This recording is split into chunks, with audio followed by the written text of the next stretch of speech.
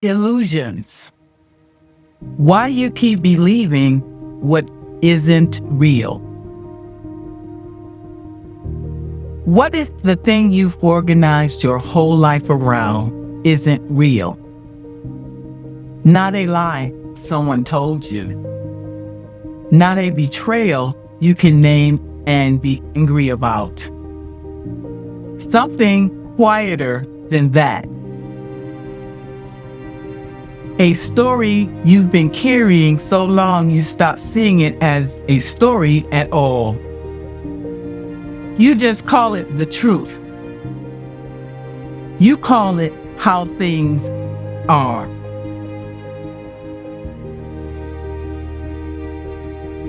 But it isn't how things are. It's an illusion, and you've been building on it. This is Foresight. And today we're talking about illusions, what they actually are, why they exist, what they cost you, and how you walk yourself out of one without falling apart in the process. Because you can.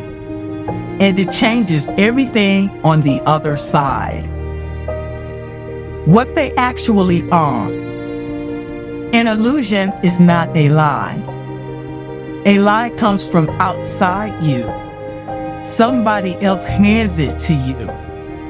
An illusion you build yourself with your own hands, out of the materials you were given. It's a story your mind constructed to make sense of something that didn't make sense. You make something bearable that wasn't, to keep you safe when you were small and couldn't afford the truth. If I'm not good enough, they'll finally love me. That's an illusion. If I achieve enough, I'll finally feel safe. Illusion. This is just how much it's supposed to hurt. I can't leave. There's no other way. This is the best I can do. These are facts. They're constructions. Stories that harden the walls. And you've been mistaking the walls for the world. Why they exist? Here's what I need you to understand. Because this is where the shame wants to creep in.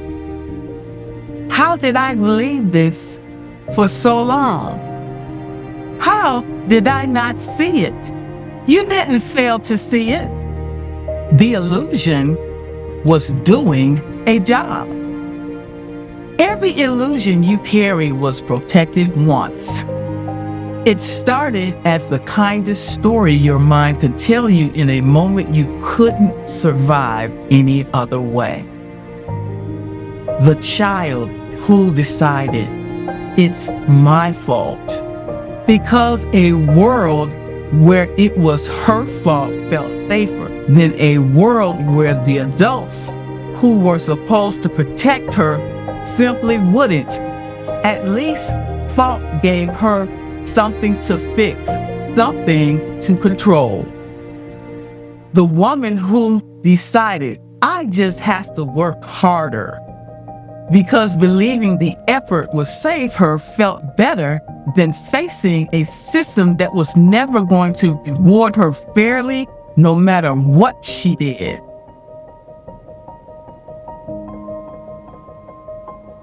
That's why illusions exist, love. They are mercy your younger self extended to you when the truth would have been too heavy to hold. They were never stupidity. They were survival wearing the costume of belief. And if you're a marginalized woman, you were handed a whole architecture of them. Keep your head down and you'll be safe. Be twice as good and you'll be recognized. Don't make waves and you'll be protected. Illusions? Everyone sold to you as wisdom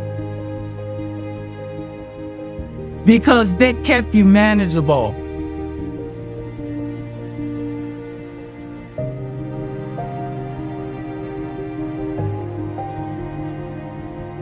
Illusions, everyone sold you as wisdom because they kept you manageable, what they cost.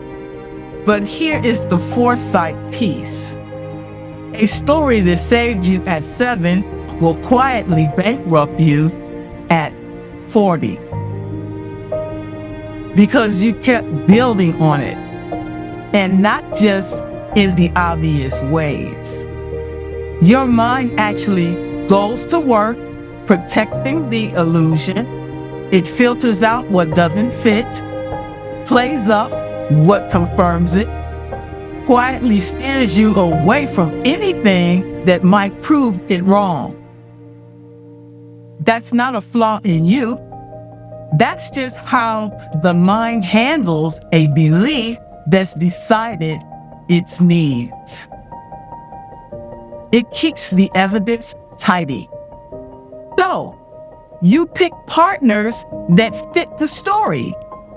You take jobs that confirm it. You walk past the doors that wouldn't contradict it because they got filtered out before you ever consciously saw them. And here's why this matters more than almost anything else we talk about.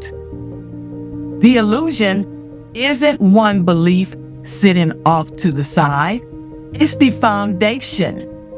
Every boundary you try to set, every goal you reach for, every bid for something better, you're building it on top of that foundation.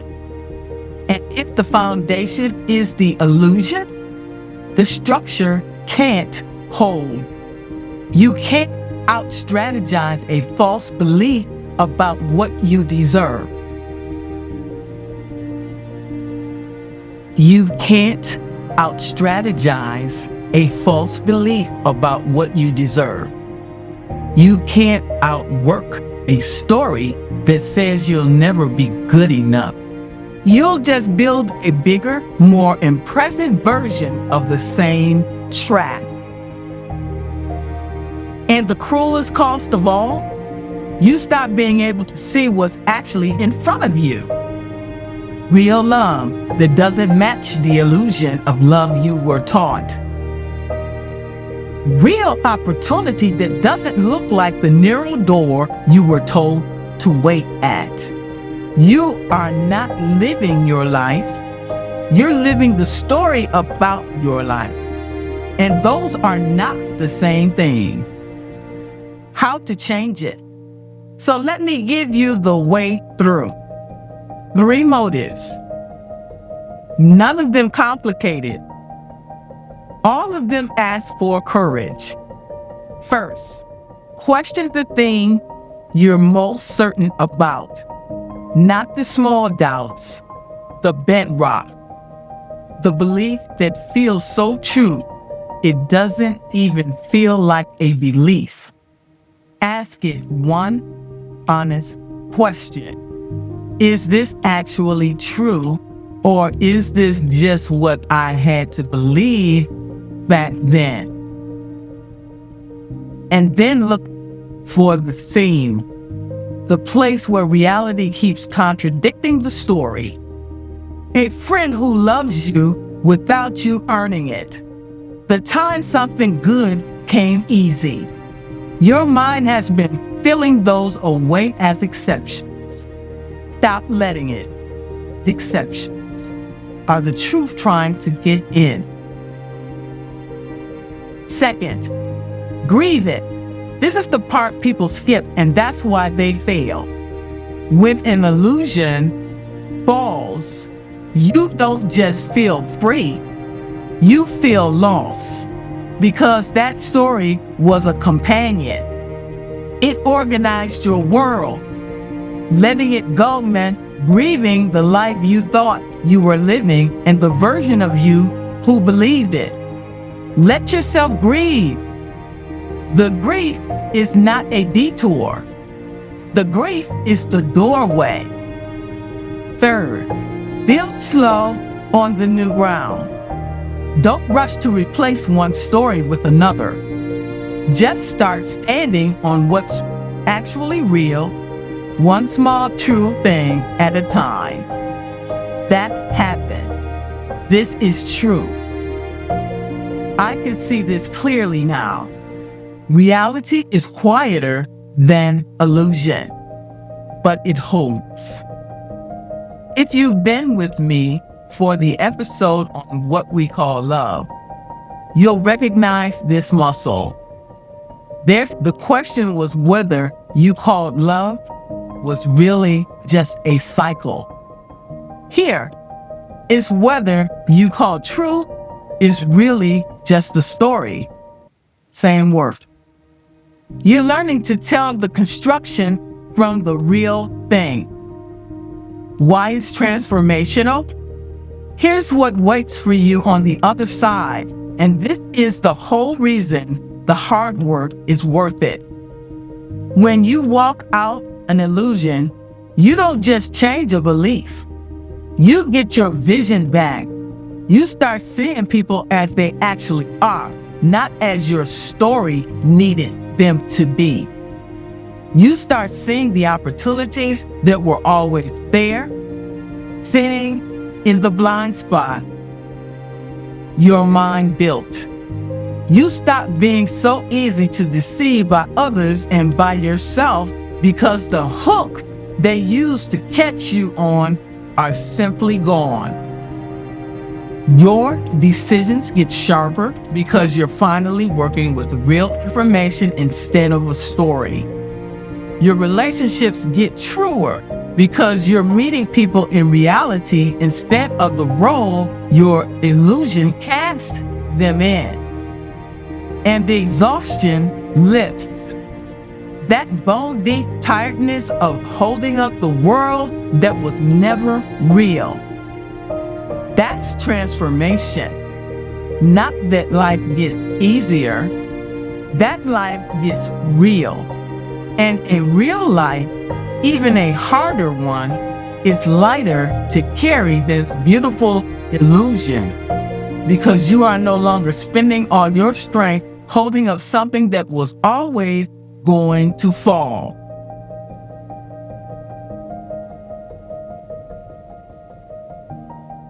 From the coaching chair, I had a client who had built everything on one illusion. If I am indispensable, I will be safe. She was the one who never dropped the ball, the one who held it all, and she was disappearing under the weight of it. The work wasn't teaching her to delegate. She knew how to delegate. The work was sitting with her while she finally asked the question underneath. What am I so afraid of if I'm not the one holding everything? And there it was. A girl who learned a long time ago that being needed was the only way to be kept. The whole towering structure of her overwork stood on that small, ancient belief. She grieved it, really grieved it, and then she sat it down. She didn't become less capable. She became free. She told me months later that she didn't realize she'd been running on something her whole career until she stopped and nothing she feared actually happened. Final reflection. Pause with me here.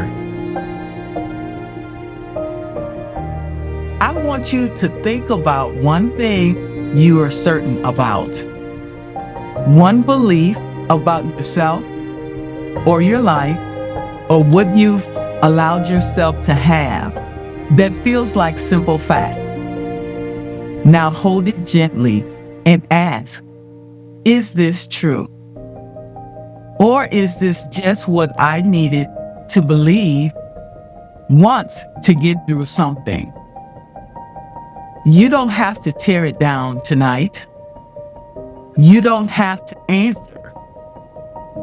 You just have to be willing to hold the question, to let one crack of light into a room you stop checking.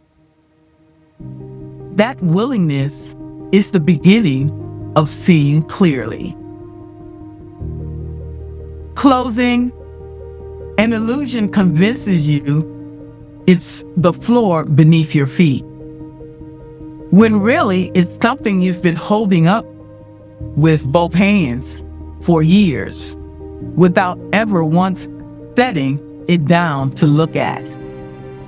So sit it down, not all at once, just enough to see what it actually is. Find out what's real underneath. Grieve what wasn't. And notice when your hands are finally empty, how much lighter you walk. The truth was never the heavy thing. The illusion was. You were just the one carrying it. You can set it down anytime you're ready. And you can see clearly. You always could. You were only ever protecting the part of you that wasn't safe to know yet. She's safe now. This is Foresight. I see you. And I'll see you next time.